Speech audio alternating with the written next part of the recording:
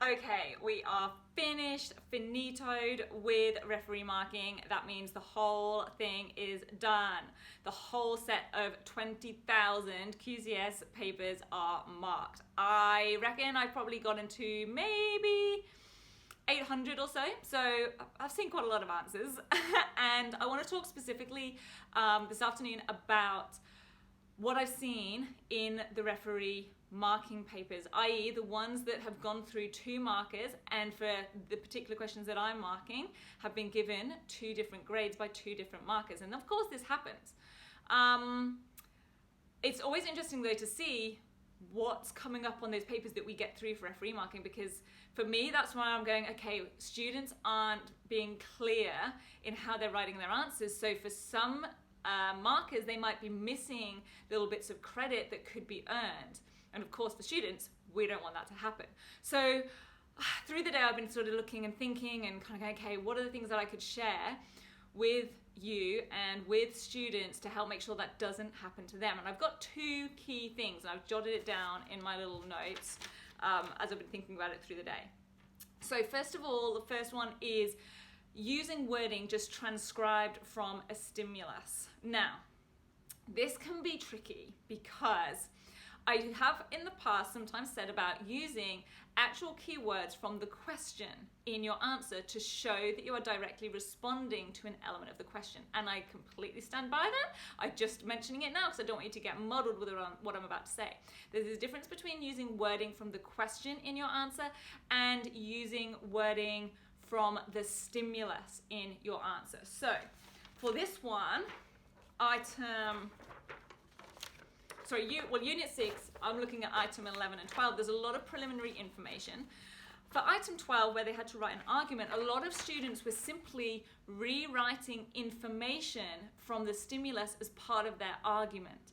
And that is not getting credit. So what's actually happened here is the opposite, and they may have been given credit where they shouldn't have been by 1 marker, because the marker is reading it as a valid explanation or a point to back up their argument, when actually all they've done is literally transcribed something from the preliminary information, the stimulus information that was given to them, and that cannot be credited. So here's what students need to do.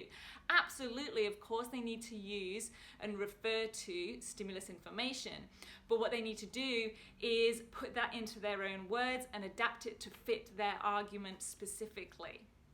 Then they can get credit for showing that they can take that information and apply it to their argument. Okay, remember I said it was an apply and explain. So go back to video diary number 1.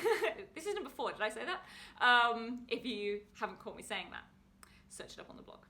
Now, so that's one thing. And that's actually where students have probably ended up coming on the lower end of the 2, because in some cases it was kind of easy to see that they might have got credited, but actually it shouldn't have been, because the words were directly lifted from the stimulus as part of an explanation or justification for an argument.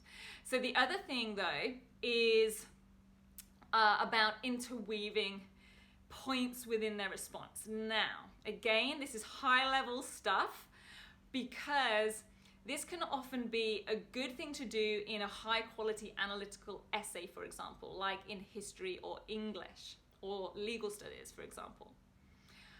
The problem comes when doing this in an exam. Now, yes, I know you do get essay questions in exams, particularly for those types of subjects, but what you really want to do is what we sort of call flag or signpost that you are addressing a certain criteria or a certain element of the question. The problem had come where there were a lot of students who had sort of used a point to make multiple arguments, or they've used an observation or a feature to make a couple of different points. So for example, where it says, students should, whoopsies, where are you? Students should, wait for it, refer to things like contrast and symbolism and the title of the sculpture. They might have sort of tried to cover a couple of things in one.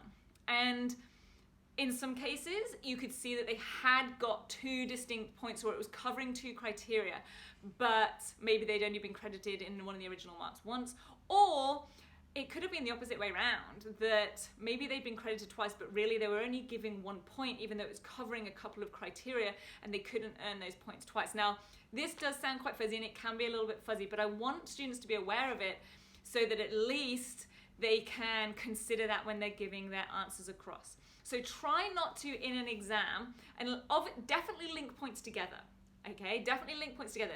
Definitely when analyzing, bring in a few different features or a few different devices, and absolutely be able to link those together to show an overall argument or result or message, like this question is asked for.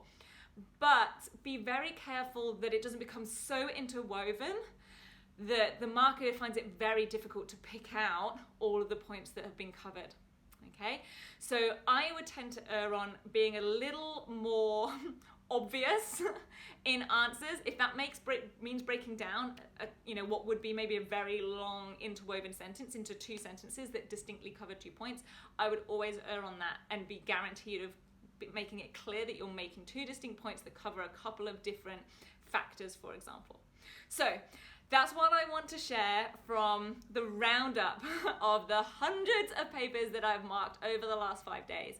I hope that you found some of those points useful. If you have any questions about anything that I've covered, you are more than welcome to drop me a line, drop me an email.